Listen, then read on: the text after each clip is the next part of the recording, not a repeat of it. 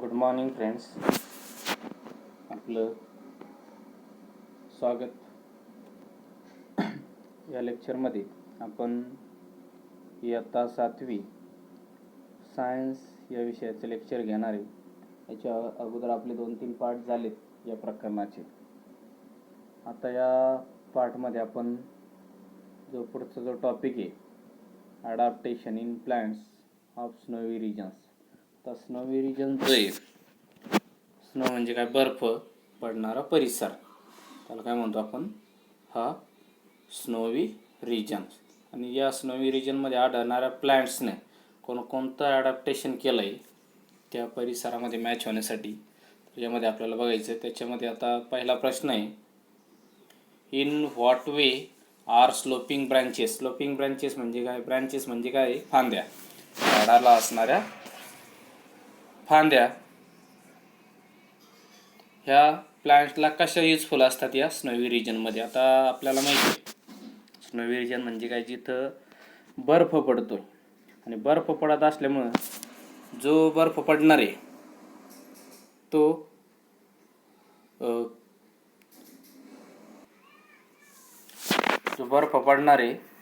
तो त्या झाडांच्या फांद्यावर पडतो आणि सहजासहजी काय होतं, तो खाली घसरतो, जेणेकरून मग त्या वनस्पतीला प्रकाश संश्लेषण करण्यासाठी किंवा त्याची कोणत्याही प्रकारचं नुकसान होत नाही. म्हणून त्याच्या फांद्या कशा असतात, त्या स्लोपिंग म्हणजे उतरत्या पोझिशनमध्ये अशा तिरक्या असतात, जेणेकरून त्याच्यावर बर्फ जर पडला तर तो सहजासहजी खाली घसरेल.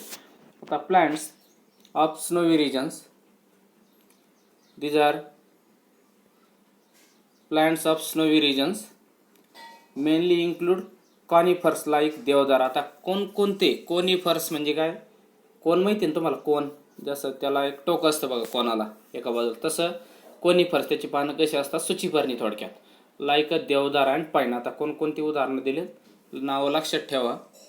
जे स्नोवी रिजनमध्ये आढळणारे प्लांटचे नाव आहे काय? देवदार आणि पाईन, हे दोन. These trees are conical in shape due to their sloping branches. In the heavy snowfall and extreme cold in this region, their conical shape prevent the snow from accumulating on the tree and the thick bark help the tree to withstand the cold. बघा काय सांगितलंय, महत्त्वाचं सांगितलंय का 2 changes झाले बघा यामध्ये. 3. पहिलं काय, तर त्या झाडाच्या ज्या फांद्या आहे या कशा असतात, अशा तिरक्या स्वरूपात असतात, खाली उतरत्या याच्यात, जेणेकरून ज्यावेळेस इथं बर्फ पडतोय आणि तो सहजासहजी घसरून तो खाली पडतोय. हा एक चेंज. नंतर त्या झाडांची जी पानं आहे ती कशी असतात, अशी खाली टोकदार असतात, सूचीपर्णी म्हणजे बारीक अशी लांब निमुळती आणि सूचीपर्णी, जेणेकरून काय होतं का त्याचं या थंडी जी पडते आणि जो बर्फ पडतो या थंडीपासून त्याचं संरक्षण होतं. आणि अजून एक, झाडाचं जे खोड आहे, या झाडाच्या खोडाला जी साल जी असते ती बार्क ही कशी असते, इट थिक. इथं सांगितलंय का थिक बार्क आहे, तर ही थिक बार्कमुळं काय होतं, त्याचं या बर्फापासून आणि थंडीपासून या प्लांटचं संरक्षण होतं. अशा पद्धतीने यामध्ये काय झालं, हे अडॅप्टेशन झालं आहे. फांद्यामध्ये त्याचं चेंज झालं आहे, त्याच्या पानामध्ये पानाच्या आकारात चेंज झाला आहे आणि त्याची जी साल आहे ती साल पण काय झाली, थिक झाली, म्हणजे जाडसर झाली. अशा पद्धतीने काय झालं, यामध्ये चेंज झाला आहे. आता पुढचं, adaptation in plants of forest region. आता फॉरेस्ट रिजन म्हणजे काय, जंगल परिसर जो आहे, जिथं जंगल आहे त्यामध्ये असणाऱ्या प्लांट्समध्ये होणारं अडॅप्टेशन ते बघायचं आहे. आता काय होतं बघा, आता तुम्ही जर बघितलं, हा जंगलाचं एक उदाहरण दिसतंय आणि यामध्ये भरपूर काय दाट झाडी बघा, वेगवेगळ्या प्रकारची, काही उंच झाडी, काही छोटी झाडी, काही वेली वगैरे असतात. तर भरपूर अशी काय असते, दाट अशी सावली असते आणि खाली सूर्यप्रकाश तिथं येत नाही, म्हणजे घनदाट जंगल. तर यामध्ये असणाऱ्या वनस्पतीचं कोणतं अडॅप्टेशन झालं आहे हे आपल्याला बघायचं. आता बघा, व्हरायटी ऑफ प्लांट्स सांगितलं, वेगवेगळे काय असतात वनस्पती, त्यामध्ये ट्रीज, श्रब, झाडं असतात, झुडपे असतात, हर्ब असतात छोटे, are founds in forest. This plants complete amongst themselves for a sunlights. आणि बघा, हे जे प्लांट्स आहे यामध्ये काय असते, कॉम्पिट शब्द वापरलाय बघा, कम्प्लीट नाही. कॉम्पिट म्हणजे कॉम्पिटिशन, त्यामध्ये काय असते, स्पर्धा असते. आणि कशासाठी स्पर्धा असते, टू ऑब्टेन अ सनलाईट मिळवण्यासाठी, सूर्यप्रकाश मिळवण्यासाठी they are competition between them. So themselves hence trees grow tall. आणि त्याच्यामुळे काय होतात, झाडं जी ही कशी वाढतात, उंच वाढतात, tall. And to get sunlight, कशासाठी, सूर्यप्रकाश घेण्यासाठी ही झाडं उंच वाढतात. And climbers and vines grow to a great height. बघा, क्लाइंबर्स अँड वाईन्स, ज्या वेली वगैरे ह्या काय आहेत, त्या पण त्या झाडावरून ग्रेट हाईट, उंच जातात. विथ सपोर्ट ऑफ ट्री, आणि कोणाचा आधार घेऊन जातात, या मोठाल्या. हे झाड जर बघितलं आपण तर या झाडावर वेल गेली बघा, आणि ती वेल पण काय उंच जात असतात. तर with support of trees spring like tendrils. आता स्प्रिंग लाईक टेंड्रिल्स म्हणजे काय, टेंड्रिल्स, तर टेंड्रिल्सचं एक उदाहरण सांगतो. तुम्ही जर वेलीवर वर्गीय जर वनस्पती बघितल्या असतील, भोपळा असेल, कारला असेल, तर ह्या ज्यावेळेस वनस्पती वाढतात तर त्याला असे दोऱ्यासारखे भाग येतात, आणि जो आधार मिळेल त्याला असे ते काय करतात, ते स्प्रिंग सारखं त्याला गुंडाळतात आणि वरचा जातात बघा. तर हा जो गुंडाळलेला भाग येतो हिरवा, तर त्याला काय म्हणतात, टेंड्रिल्स. तर हा जो टेंड्रिल्स आहे, ते tendrils on the stems of are climbers in example of adaptation. आणि हा जो टेंड्रिल्स आहे तो काय झाला, it is a example of adaptation. मग त्या वेलीमध्ये हा जो टेंड्रिल्स आहे तो काय झाला, अनुकूल, तो बदल झाला. म्हणजे टेंड्रिल्सवर तुम्हाला एक्सप्लेनेशन द्यावं लागेल. म्हणजे त्या क्लाइंबर्स आहे, देअर आर काय टेंड्रिल्स आणि which are gives the support to that climbs. अशा पद्धतीने यामध्ये काय झालंय, अडॅप्टेशन झालंय. नंतरचा पुढचा जो तिसरा आहे, अडॅप्टेशन इन ग्रासलँड प्लांट्स. तर ग्रासलँड प्लांट्स म्हणजे काय, ग्रास म्हणजे काय, गवत, आणि गवताळ प्रदेश थोडक्यात तिथले वनस्पती. आता बघा, diverse type of bushes and grasses. बघा, bushes and grasses are found in grassland. हे जे वेगवेगळे प्रकारचे गवत हे काय आपल्याला या ग्रासलँडमध्ये काय आपल्याला सापडतात. आता fibrous roots of grasses prevent soil erosion.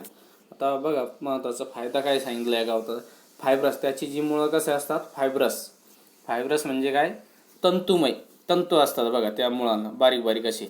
आणि ग्रासेस, आणि त्यामुळे काय होतं, grasses prevent the soil erosion. हे काय करतात, आपल्या जमिनीची जी धूप आहे, सॉइल इरोजन म्हणजे जमिनीची धूप, तर ही काय करतात, प्रिव्हेंट करतात. प्रिव्हेंट म्हणजे रोखतात. Grasses in equatorial region. Equatorial म्हणजे कोणतं, विषुववृत्त म्हणतो ना आपण त्याला, तर तो आर व्हेरी टॉल. इथले जे गवत आहे हे कसे असतात, फार उंच वाढलेले असतात, व्हेरी टॉल. ॲनिमल्स लाईक, आता इथं कोणकोणते प्राणी आढळतात, tiger, elephant and deer can remain hidden in this grasses. आणि हे जे मोठाले जे हिंस्र प्राणी शिकार करणारे किंवा गवत खाणारे, तर हे टायगर असेल, एलिफंट असेल, डिअर असेल, तर हे त्या गवतामध्ये काय असतात, हिडन शब्द वापरलाय, म्हणजे लपून राहतात त्या गवतात. However grasses in cold region. आता बघा, grasses in cold region are very short. तिथं थंड प्रदेश आहे, तिथले जे गवत आहे ते कसे असतात, व्हेरी शॉर्ट.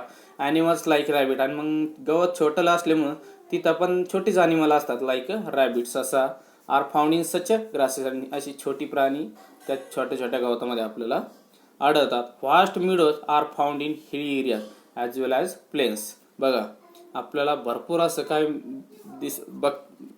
बघायला मिळतं तिथं. Meadows are found in hilly areas and as well as plains. काही टेकड्यांचा प्रदेश आणि काही प्लेन्स, मैदानांच्या प्रदेशमध्ये आपल्याला भरपूर असं बदल तिथं बघायला मिळत असतो. अशा पद्धतीने अडॅप्टेशन या ग्रासलँड प्लांट्समध्ये आढळतात. आता काय अडॅप्टेशन सांगता येईल आपल्याला, एक तर टॉल काय आहे, दोन आहे, एक टॉल गवत आहे उंच, आणि एक छोटं गवत आहे. यामध्ये मोठ्या गवतामध्ये कोणकोणते प्राणी असतात, एलिफंट, नंतर टायगर, आणि तिसरं डिअर. असे तीन जे यामध्ये लपून राहतात. आणि जे छोटं गवत आहे इथं काय, रॅबिट, जे छोटे छोटे प्राणी ते यामध्ये लपून राहतात. अशा पद्धतीने या प्राण्यामध्ये काय झालंय, ॲडॅप्टेशन झालं या ग्रासलँड प्लांट्समध्ये. नंतर आता पुढं ऑब्झर्व अँड डिस्कस. आता आपल्याला काय सांगितलंय, ऑब्झर्व अँड डिस्कस सांगितलंय. Observe and note down adaptation in parts of plants like potato. आता पोटॅटो आपल्याला माहिती आहे, नंतर ग्राउंडनट माहिती आहे, तर शेंगदाणा म्हणतो आपण, भुईमुग थोडक्यात. Yam, water, hyacinth, aloe, acacia, carrot, onion, beet, bitter gourd, grapes, grapevine, etc. and other plants in young surrounding, your surrounding.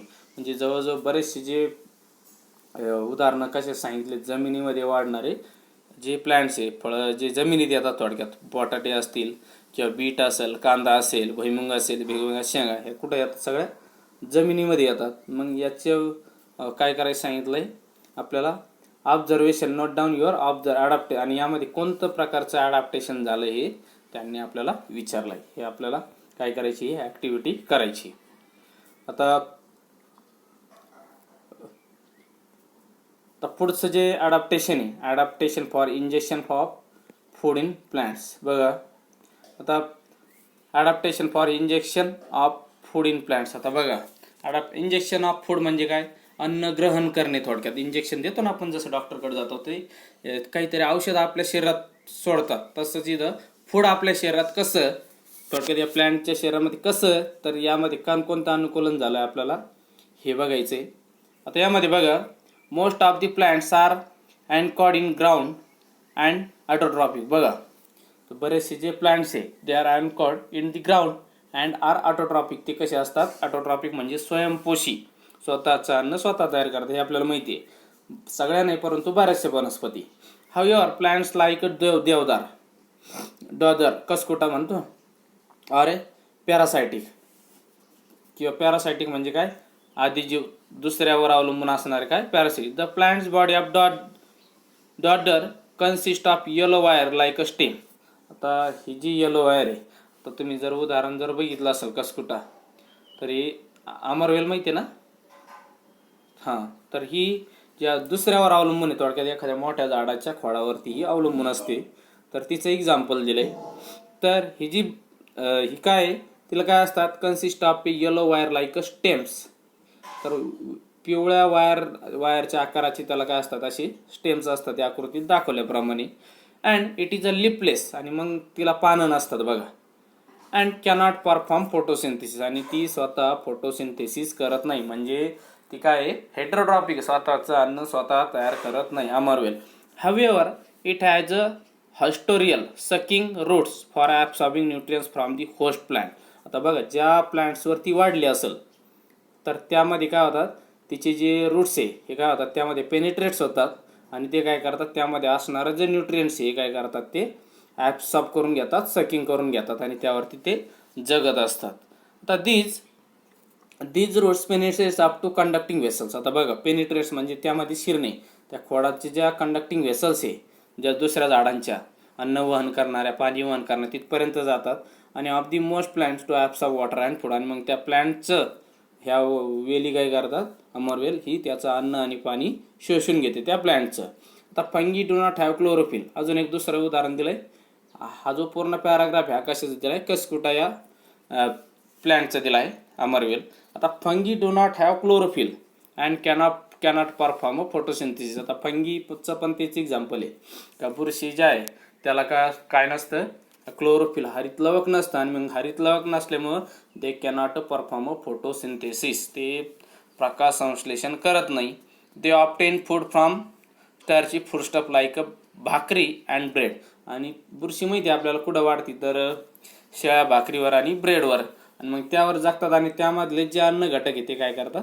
शोषून घेतात. They have a route like fibres, आणि त्याला काय असतात? मुळाच्या आकाराचे काय असतात? फायबर्स असतात. कशासाठी? टू ॲब्सॉर्प्शन दी फूड, अन्न शोषून घेण्यासाठी. नंतर तिसरं आहे प्लांट्स हॅव नीड नायट्रोजन. आता प्लांटला कशाची गरज असते? Nitrogen, phosphorus and potassium for the growth, वाढीसाठी. या तीन जे मायक्रोन्युट्रियंट्स आहे, नायट्रोजन, फॉस्फरस आणि पोटॅशियमची गरज असते. कशासाठी? To grow in a soil which is deficient in nitrogens. आता बघा, मातीमध्ये which is deficient in nitrogen like a Drosera, Venus flytrap. आणि मग जर मातीमध्ये जर नायट्रोजनचं प्रमाण जर नसेल, मग त्यामुळे काय करतात? हे जी ड्रॉसेरा आहे, एक वनस्पती या आकृतीमध्ये आपल्याला दाखवली, फ्लायट्रॅप, व्हेनस फ्लायट्रॅप अशीच एक ड्रॉसेरा असते. तर व्हेनस फ्लायट्रॅप, पिचर प्लांट्स, हे तीन fulfil their need of nitrogen by consuming insect. आणि ह्या ज्या वनस्पती आहे या काय करतात, इन्सेक्ट कंझ्युम करतात. बघा तिथं एक ट्रॅप दिलेला असतो. तर ट्रॅप जर बघितलं तुम्ही तर हे जे फुलाचे आकाराचे दिसत आहेत तुम्हाला, हे काय त्याचे ट्रॅप आहे. ज्यावेळेस एखादा कीटक त्यामध्ये जाऊन बसतो तर तो काय होतो, सापळा तो बंद होतो आणि कीटक काय होतो त्यामध्ये मरतो आणि कुजवला जातो. आणि त्याचे जे प्रोटीन्स आहे, नायट्रोजन आहे, हे काय करतात त्या वनस्पती शोषून घेत असतात. म्हणजेच ह्या काय आहे, ह्या ओमनिव्हर्स म्हणतो ना आपण त्याला, ज्या नॉन व्हेजिटेरियन अडॅप्ट, तर ह्या वनस्पती त्या नायट्रोजनची गरज त्या कीटकांना खाऊन ते करत असतात. आता adaptations are seen in this plant which serve to attract insect and hold them captive. आणि अशा पद्धतीने हे या वनस्पतीमध्ये काय झालं, हे अडॅप्टेशन झालं त्या इन्सेक्टला पकडण्यासाठी. अशा पद्धतीने आपण आज या प्रकरणामध्ये, या टॉपिकमध्ये आपण 4 बघितले, ज्यामध्ये अडॅप्टेशन इन स्नोवी रिजन्स, नंतर अडॅप्टेशन इन फॉरेस्ट रिजन्स, तर अडॅप्टेशन इन ग्रासलँड प्लांट्स आणि adaptation for injection of food. असे यामध्ये 3 एक्झाम्पल बघितले आपण. पहिलं एक्झाम्पल कसकुटाचं, दुसरं एक्झाम्पल फंगीचं आणि तिसरं जे आहे ते 3 इन्सेक्ट खाणारे जे आहे, व्हेनस फ्लायट्रॅप, ड्रॉसेरा आणि पिचर प्लांट्स, असे 3 एक्झाम्पल आपण यामध्ये बघितले. आता नंतरचा टॉपिक आपण पुढच्या लेक्चरमध्ये तो बघणार आहे. तर व्हिडिओ जर आवडला असेल तर व्हिडिओला लाईक करा. धन्यवाद.